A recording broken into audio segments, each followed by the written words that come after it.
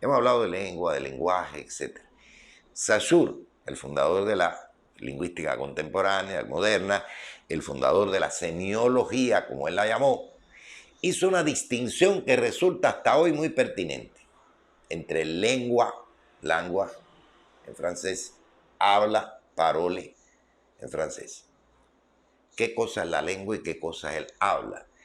La lengua es el sistema de signos que están legitimados, establecidos, bien codificados a través de diferentes textos, diccionarios, textos de aprendizaje de la lengua como tal, etcétera, etcétera.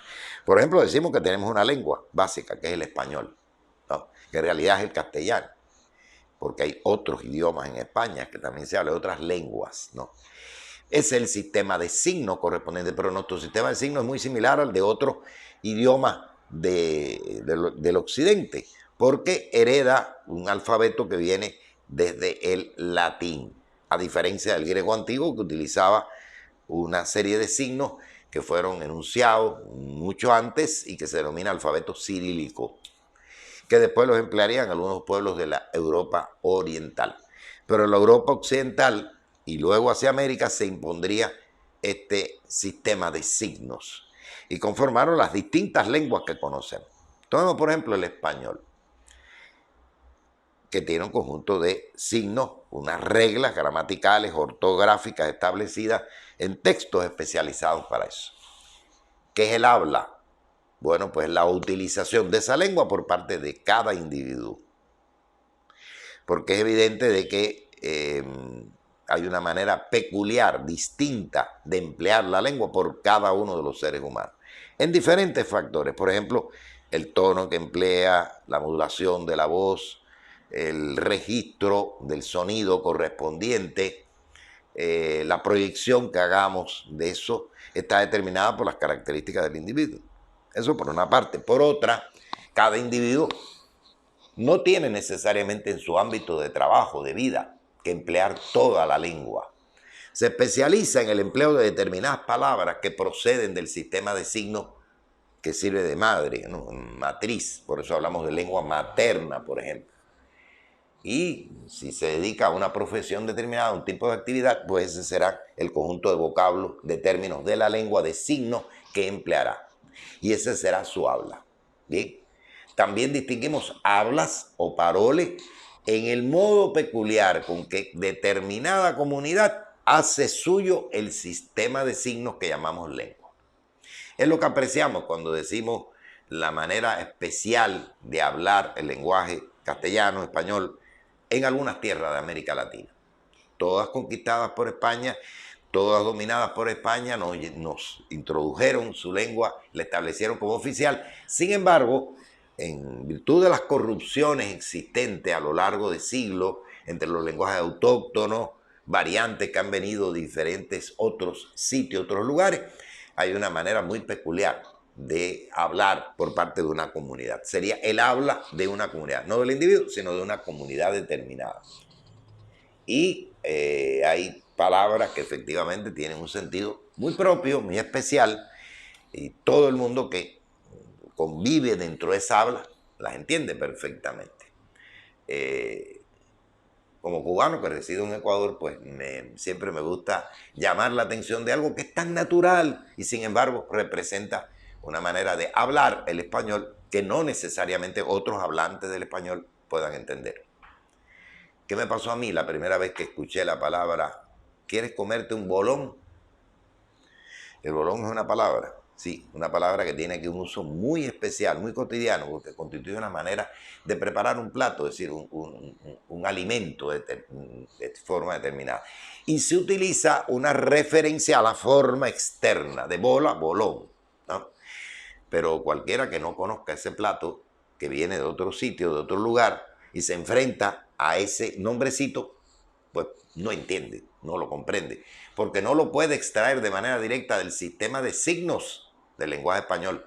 Es una modificación, un habla de los ecuatorianos para referirse a un determinado producto comestible, igual que pasa con el cebollado, igual que pasa con otros productos comestibles correspondientes. Varios países de América del Sur utilizan un vocablo de una manera insistente en su lenguaje cotidiano, casi se convierte en una muletilla. Pues en los países de Centroamérica y los países caribeños no emplean ese tipo de vocablo tan frecuentemente. Y de primera intención no es que uno no entienda, sí lo comprende, sin embargo choca, llama la atención. Y esa es precisamente el habla que tiene una comunidad determinada, que como decía, no solamente es la existencia de vocablos dados, sino también de tonos, maneras de hablar, etcétera, etcétera. En el pueblo de Ecuador la gente distingue claramente si el individuo procede de la sierra o procede de la costa. Es el habla de los serranos, el habla de los costeños. Y está formado no simplemente por palabras nuevas o distintas, sino por una entonación peculiar, ¿no? Por una forma muy específica de trasladar sus vocablos. Bien, Saussure, al hablar de la lengua, comparó ese juego con una partida de ajedrez. El valor de cada pieza del juego de ajedrez depende de su posición en el tablero. Y existen reglas para mover cada una de las piezas de ajedrez. La dama no se mueve como el alfil, el caballo no se mueve como la torre, etcétera, etcétera. El sistema varía según las posiciones que se tienen. Un cambio puede apreciarse, una especie de repercusión en el sistema entero. Si yo tengo una dama y el rey y un alfil, bueno, no quiere decir que perdí el juego. Simplemente depende de la posición que tengo y la posición que tiene el contrario. Porque el lugar que ocupa, las reglas de movimiento son las que van a permitir definir finalmente quién gana, quién pierde. Y uno sabe cuáles son estas características. A veces no conocemos todas las reglas de juego correspondientes. No sabemos jugar bien el ajedrez o no empleamos adecuadamente el juego del lenguaje que nos caracteriza. Puede ser por formas gramaticales, a veces extraordinariamente deformadas por uno u otro individuo, por una u otra población. Las maneras de pronunciar determinados tipos de palabras, tienen una pronunciación peculiar, etc. Nosotros, por ejemplo, los hispanoparlantes de acá, de América Latina en general, no hacemos una distinción tan marcada como los propios españoles entre la S y la C. Y nos suena aproximadamente igual. Sin embargo, se puede escuchar cómo saben decir este tipo de cosas. La Z, por ejemplo, que para nosotros es casi equivalente a la S y a la C, o sea, tiene un significado igual. Por lo tanto, yo tengo que saber cuáles son esas reglas y cómo me muevo a lo largo de las posiciones que tengo. Entonces, de aquí saca Saussure una importante conclusión. La lengua es un sistema de relaciones entre las piezas, como en el tablero de ajedrez. Sistema de relaciones. Lo que importa no es la A y la B, no es la C y la W. Lo que importa es la relación que establecemos entre cada una de estas partes del lenguaje. El sonido correspondiente para poder conformar esto. Y eso justamente lo va a llevar a una serie de consideraciones respecto al sistema de la lengua, que es lo que le interesaba estudiar. El habla, evidentemente, puede estudiarse un estudio etnográfico, antropológico, sociológico del comportamiento de un pueblo determinado, de una comunidad determinada, pero desde el punto de vista del lenguaje, lo que nos interesa es no la manera de hablarlo específicamente, sino justamente los principios, las bases de este sistema de signos que llamamos lengua. Y debemos de abordar un aspecto que es tremendamente importante y va a dejar una huella significativa en la constitución de la semiología. El estudio de la lengua para Saussure debe realizarse sincrónicamente, es decir, en el aquí y el ahora. No me interesa estudiar, a Saussure no le interesaba, la evolución histórica, el movimiento que ha tenido una palabra, un vocablo, un término de la lengua. Le interesaba saber qué significa hoy día, cómo opera en este momento. Y ese es lo que se denomina el estudio sincrónico de la lengua. Es una especie de instantánea que tomo de qué está pasando con el lenguaje hoy día, en este momento, aquí y ahora. Y rechazaba el estudio histórico o diacrónico de la lengua. Interesante porque esta cuestión, que parte también de una concepción de corte filosófica, significa tomar en cuenta la estructura de la lengua tal y como está y obviar los factores del desarrollo histórico, de los cambios que han operado en esa estructura a lo largo del tiempo.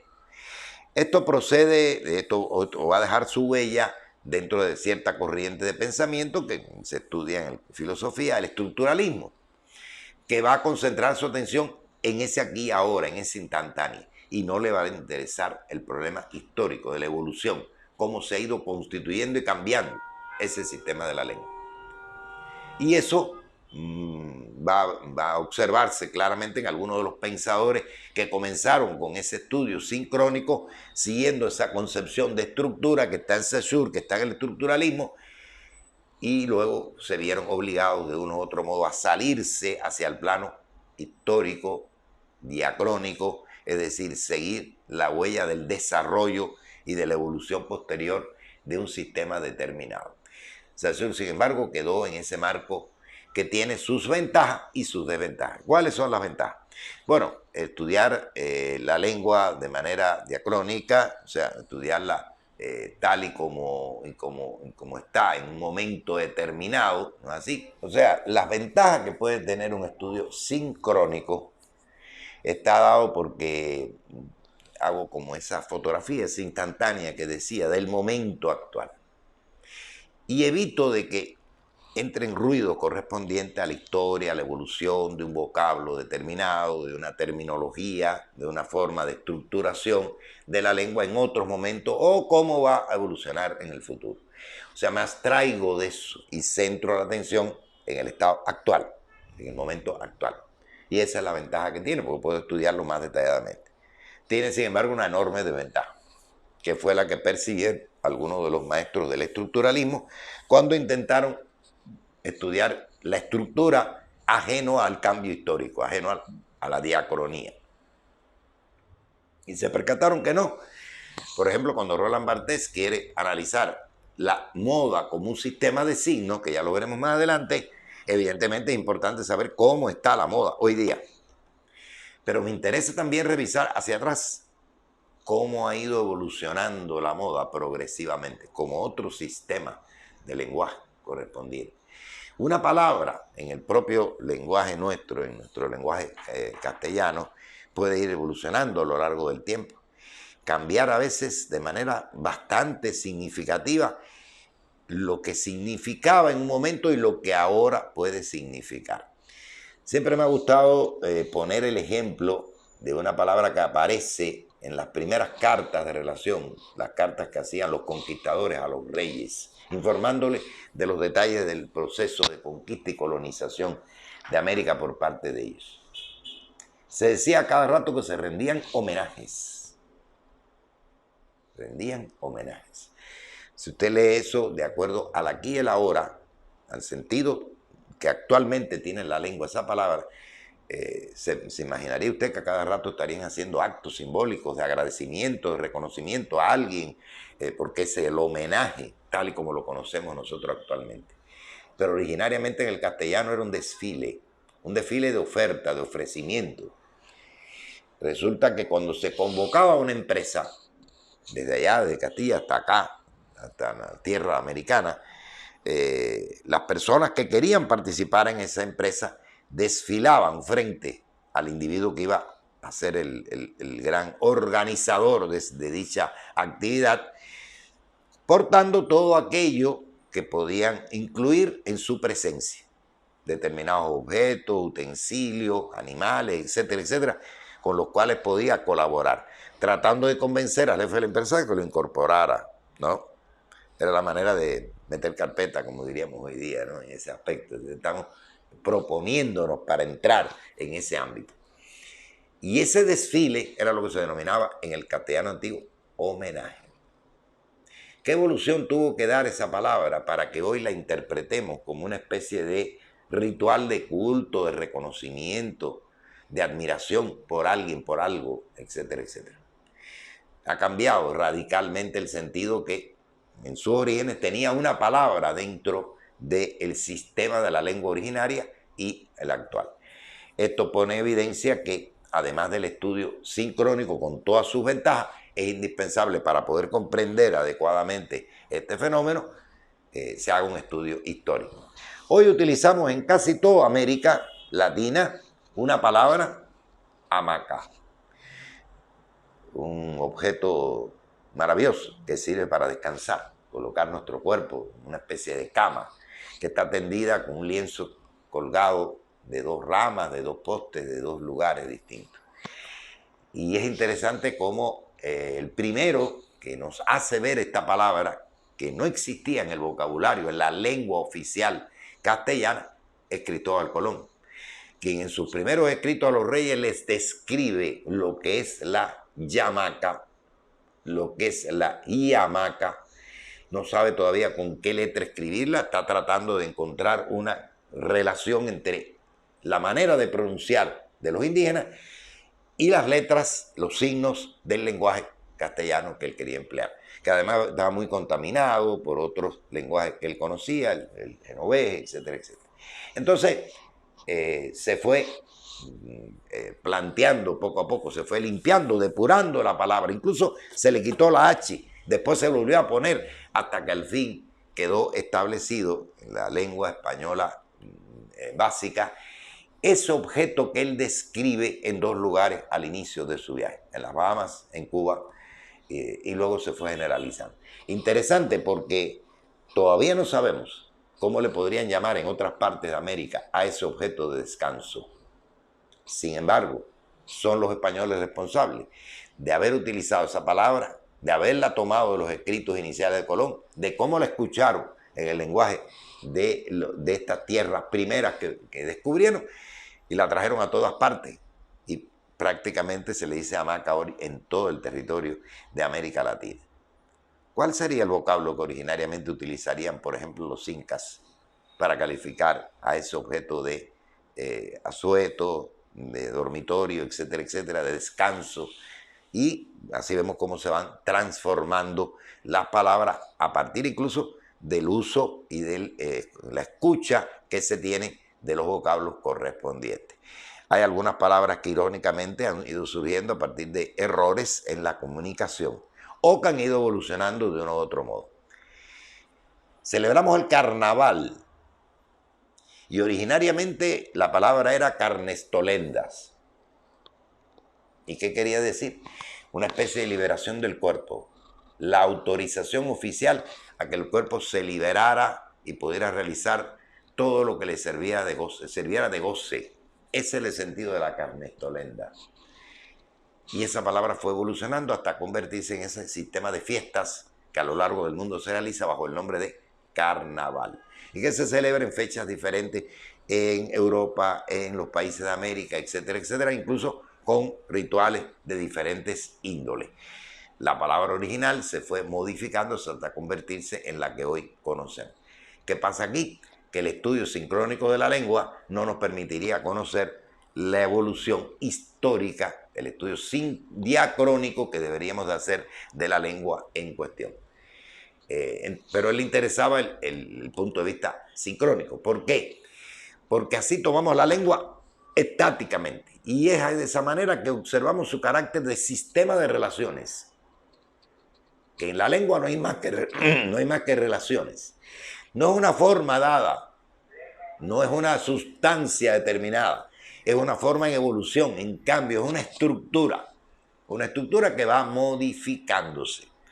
Y ese es el sentido de por qué él opta por el estudio sincrónico para poder observar la lengua no como un proceso de cambio, sino como una estructura que está establecida, dada de una vez y para siempre. En la concepción de Saussure, cuyo centro de atención era el lenguaje, y el lenguaje especialmente hablado, oral, el signo lingüístico, lo que él denomina el signo lingüístico, es para su concepción una relación diádica, es decir, dual. Tiene dos partes, dos caras. Una es el concepto, lo que significa ese signo. Y la otra, la imagen acústica, el sonido con que ese signo va a ser expresado o se expresa. Repito, como en este primer momento ni siquiera le interesa el problema del lenguaje escrito, sino el lenguaje oral, pues le interesa la imagen acústica, el sonido que se va a producir. Lo interesante es que divide el signo en dos partes. Después puede hablarse de el sentido conceptual del signo, lo que nos transmite, cuál es su mensaje, y podemos hablar de la parte material, que puede ser la voz, el sonido, pero puede ser también la gráfica, la letra, la estructura que dejamos guardada en términos de una imagen dada. Y estas dos partes se las llamó significado y significante.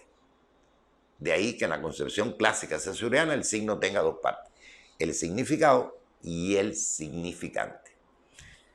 El significado, lo que quiere decir, no lo que nos transmite como mensaje, el concepto correspondiente.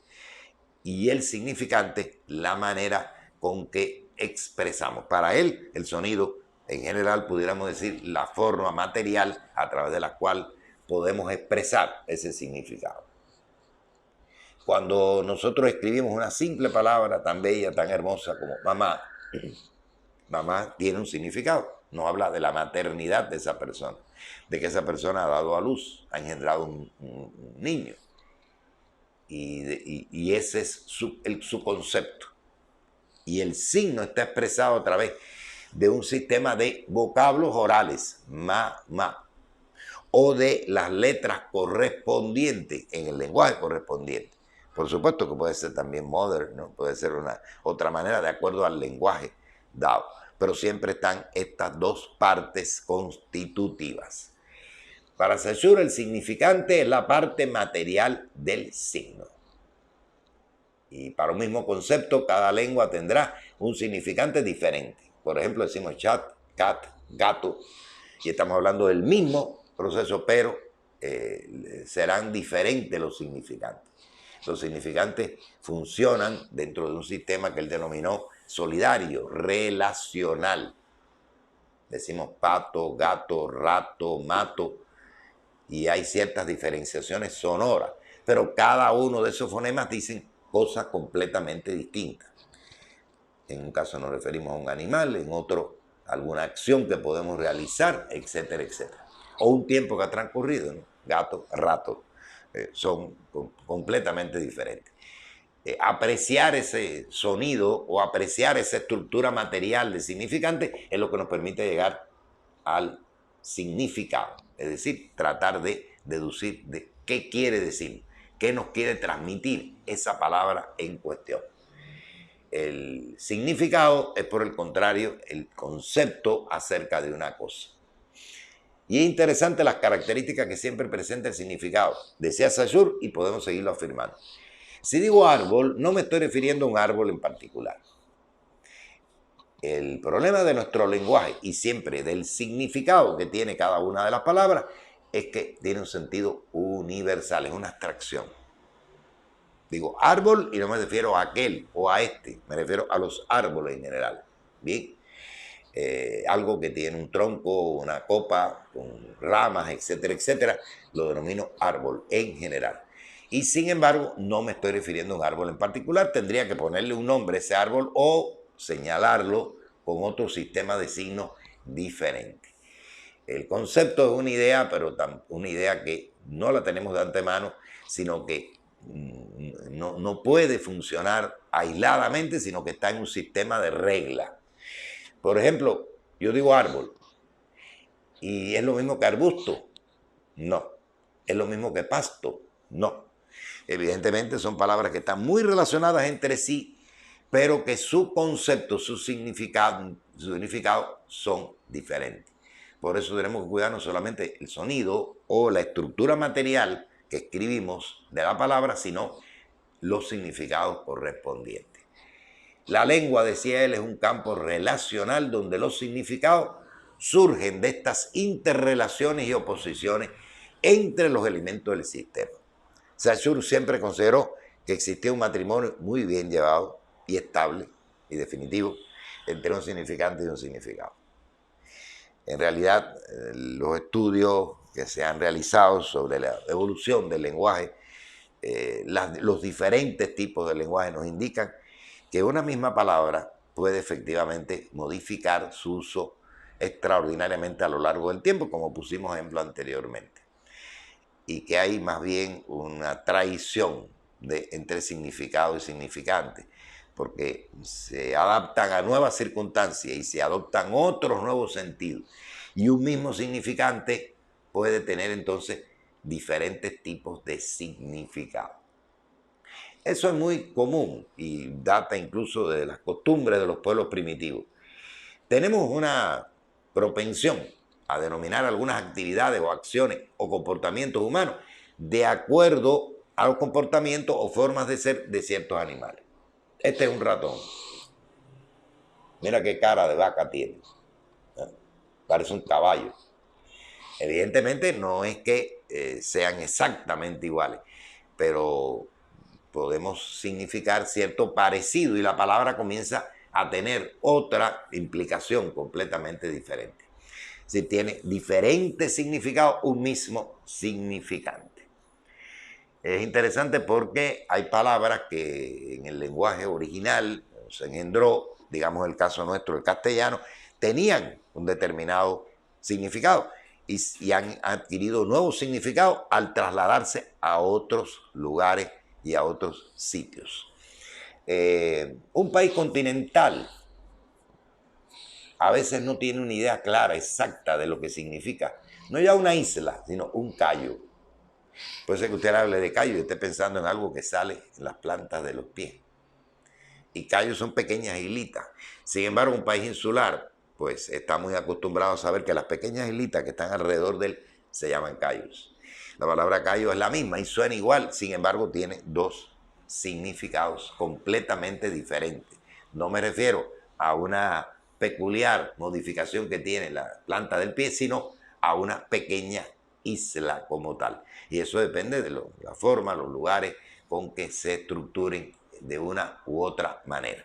Bien, estas consideraciones que hemos hecho nos llevan también a la idea clara de Saussure, de que el signo es arbitrario. La lengua, decía él, es el más complejo y universal de todos los sistemas de expresión, pero es el más característico.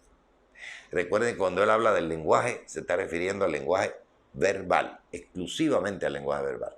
Y sabe que existen otros lenguajes de expresión, pero dice él que es el más característico de todo. ¿Por qué? Porque cumple con una de las reglas más interesantes o más importantes de todos los tipos de medios de comunicación.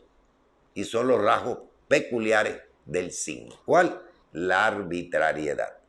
¿Qué determina que este significante tenga este significado o que este significado se asocie a este significante? Nada. Es totalmente arbitrario. Volvamos al ejemplo. La palabra mamá, ni la M ni la A repetida dos veces, aluden directamente al hecho de engendrar un nuevo ser. No alude directamente a una persona. No nos identifica como tal. Es simplemente algo que arbitrariamente fue utilizado de esa manera. Y hasta nuestros días podemos tener diferentes palabras que tienen ese vínculo entre significado y significante que muestra su total arbitrariedad. Esto, como vamos a ver, se proyectará también hacia otros sistemas sígnicos más allá del lenguaje verbal. Adelantemos algo. Si nos referimos al color rojo, bueno, alguien puede interpretarlo que está asociado al movimiento obrero, que usó bandera roja desde muy temprano. Hay quien puede decir que está vinculado al comunismo, porque también las banderas del movimiento comunista fueron rojas. Pero ¿qué pasa si entro a una iglesia y veo a un sacerdote con una sotana roja? ¿Será que se ha vuelto comunista o que milita en el movimiento obrero? No, tiene allí un significado completamente distinto al de la bandera sostenida en una manifestación obrera como tal, o en un partido político comunista. Para unos pueblos determinados colores tienen un valor y una significación muy peculiar y para otros otra. Por ejemplo, en el occidente normalmente decimos, qué bien combinado tienes tu vestuario, porque interpretamos que determinados colores coligen con otros, son engranados perfectamente con otros, por nuestra manera convencional de entender los colores. Si vamos a África, veremos una tremenda variedad y combinación de colores que nos parece y nos resulta completamente diferente a la que nosotros utilizamos. Y puede ser chocante, puede ser incluso hasta desagradable de primera intención. A veces hay determinadas expresiones muy claras de mostrarse las personas en su propia corporidad que no tienen nada que ver con nuestra manera de entender, digamos, lo bello, lo agradable, lo adecuado. Y sin embargo son usados por otros pueblos porque tienen ese carácter arbitrario. Digamos, si yo utilizo la secuencia sur, S-U-R, sur, ninguna relación tiene con respecto al concepto de una dimensión geográfica, lo que queda debajo del norte, es decir, la porción inmediatamente posterior al norte. Y por lo tanto es una relación igualmente convencional, arbitraria y convencional. A los significantes masón, house, casa, domus, están todos girados alrededor de la idea de la casa, Y sencillamente esto no es más que una especie de acuerdo, de decisión correspondiente. Y es interesante porque hay palabras que tienen una especie de historia detrás. ¿Por qué denominamos a los lugares donde vivimos casa en el idioma español? Y sin embargo, a la hora de referirnos a la manera en que habitamos esa casa, las personas que concurren a ella, que forman parte de los habitantes de esa casa, hablamos de hogar. Y probablemente muchas personas no conozcan o no tengan claro que el origen de esa palabra hogar, que incluso muy anterior al de casa, se remonta a la utilización de hoguera, de fuego. Si uno revisa los documentos iniciales de los españoles cuando narraban a los reyes, a los funcionarios del Estado, cómo crecían las villas creadas por ellos, decían, ya se han constituido 3 hogares. Y esos hogares quería decir que ya había leña, ya había fuego en esos lugares, en esos sitios. Es decir, se constituía una familia, un grupo humano. No hablaban de casas, hablaban de hogares. Y eso tiene una significación que dura hasta nuestros días. Sabemos que es una cosa y que es la otra. Nadie va a señalar una edificación determinada que quede en una calle diciendo, mira, ese es mi hogar. No, esa es mi casa. Adentro puede decir, bienvenido a mi hogar. O sea, donde estamos todos reunidos, donde está el fuego de esa familia, el calor de esa familia. Y ese sería el hogar. Y entonces hay diferentes tipos de maneras de correlacionarse los significantes y los significados. La semiología creada por Saussure tuvo su centro en Francia y estuvo inicialmente vinculada con el nacimiento también del estructuralismo. Porque de una u otra manera el concepto mismo que empleó Saussure estuvo relacionado con los orígenes del estructuralismo, la forma con que Claude Lévi-Strauss estableció en la antropología social el enfoque estructural, la manera con que fue conformado. Por ejemplo, él decía que los fenómenos sociales ofrecían el carácter de signos. Por eso cada uno de los fenómenos que él estudiaba los veía de esa manera. No solamente el lenguaje, todos los fenómenos de carácter social. ¿Qué cosas son las reglas de matrimonio o los sistemas de parentesco que existen en uno u otro lugar? Son sistemas de signos, formas a través de los cuales se agrupan, se estructuran, se conforman, entablan determinadas relaciones los distintos individuos que forman una comunidad determinada. Y ese es un tipo de comunicación, un tipo de lenguaje, un tipo de sistema de signos que operan de una u otra manera. Es interesante porque en toda la obra de Lévi-Strauss está como recordándose, moviéndose estos conceptos que también serán empleados posteriormente por Saussure a la hora de definir lo que constituye la semiología.